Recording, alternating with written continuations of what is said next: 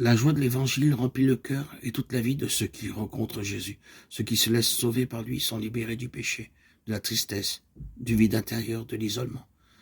Avec Jésus-Christ, la joie naît et renaît toujours. Dans cette exhortation, je désire m'adresser aux fidèles chrétiens pour les inviter à une nouvelle étape évangélisatrice marquée par cette joie et indiquer des voies pour la marche de l'Église dans les prochaines années. C'est une joie qui se renouvelle et se communique. Le grand risque du monde d'aujourd'hui avec son offre de consommation multiple et écrasante est de sombrer dans une tristesse individualiste issue d'un cœur bien installé et avare de la recherche maladive de plaisirs superficiels, de la conscience renfermée sur elle-même. Quand la vie intérieure se ferme sur ses propres intérêts, il n'y a plus de place pour les autres. Les pauvres n'entrent plus. On n'écoute plus la voix de Dieu. On ne jouit plus de la douce joie de son amour. L'enthousiasme de faire le bien ne palpite plus. Même les croyants courent ce risque. Certains est permanent.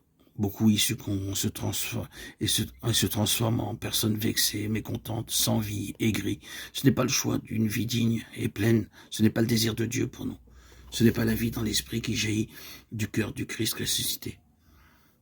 J'invite chaque chrétien, en quelque lieu et situation où il se trouve, à renouveler aujourd'hui même sa rencontre personnelle avec Jésus-Christ, ou au moins à prendre la décision de se laisser rencontrer par lui, de le chercher chaque jour sans cesse.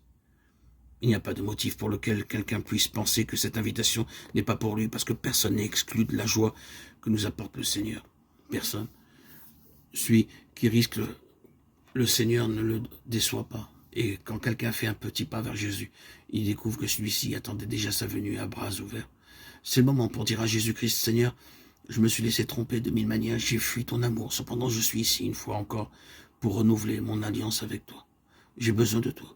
Rachète-moi de nouveau, Seigneur, accepte-moi encore une fois entre tes bras rédempteurs. Ça nous fait tant de bien de revenir à lui quand nous nous sommes perdus. J'insiste encore une fois, Dieu ne se fatigue jamais de pardonner. C'est nous qui nous fatiguons de demander sa miséricorde. Ceux qui nous invitaient à pardonner 70 fois, 7 fois, Matthieu 18, 22, nous donne l'exemple. Il pardonne 70 fois, 7 fois. Il revient nous charger sur ses épaules une fois après l'autre. Personne ne pourra nous enlever la dignité que nous confère cet amour infini et inébranlable. Il nous permet de relever la tête et de recommencer avec une tendresse qui ne nous déçoit jamais et qui peut toujours nous rendre la joie. Ne fuyons pas la résurrection de Jésus. Ne nous donnons jamais pour vaincus.